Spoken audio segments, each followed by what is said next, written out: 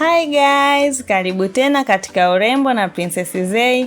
Leo tupo kwenye hatua ya pili ya kujifunza kusuka mnyosho kwa wasiojua kabisa.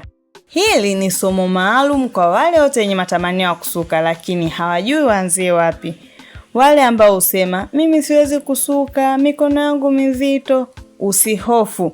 Tupo pamoja, tutajifunza kwa utaratibu. Na ninaamini huu ndio wakati wako wa kung'ara na kuibua kipaji chako cha ususi. Kwa somo letu la leo utahitaji aidha mdoli wa kusukia au mtu wa kufanyia mazoezi ili twende pamoja hatua kwa hatua. Katika video hii utajifunza jinsi ya kushika nywele kwa usahihi, mahali pa kuanzia kwenye mstari na hatua za mwanzo hadi nywele ianze kuonekana kama mnyoosho wa kuvutia kabisa. Tunaanza. Utaanza kwa kupaka mafuta kwenye nywele zako, na mafuta mazuri ni mafuta ya maji, hasa mafuta ya nazi.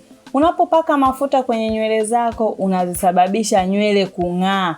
Utakapozisuka zitakuwa hazisumbui, hazitashikana, pia zitakuwa na muonekano unaovutia. Hata kwenye kuchana hazitakusumbua. Baada ya hapo utaenda kupaka maji ya karafuu. Maji ya karafuu yana faida nyingi katika nywele, ikiwemo kukuza nywele, kuzifanya nywele kuwa nyeusi, kuzuia mba na kufanya nywele kujaa.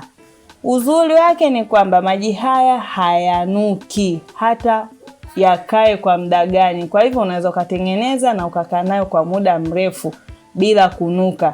Jinsi ya kuyatumia, unakuwa unakata mstari, unanyunyizia. Kinachohitajika ni maji yaingie kwenye ngozi ya kichwa.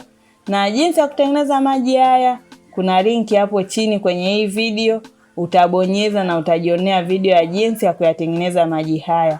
Ukishamaliza utamasaji ili maji yaingie vizuri kwenye ngozi ya kichwa chako na kusaidia ukuaji mzuri wa nywele zako.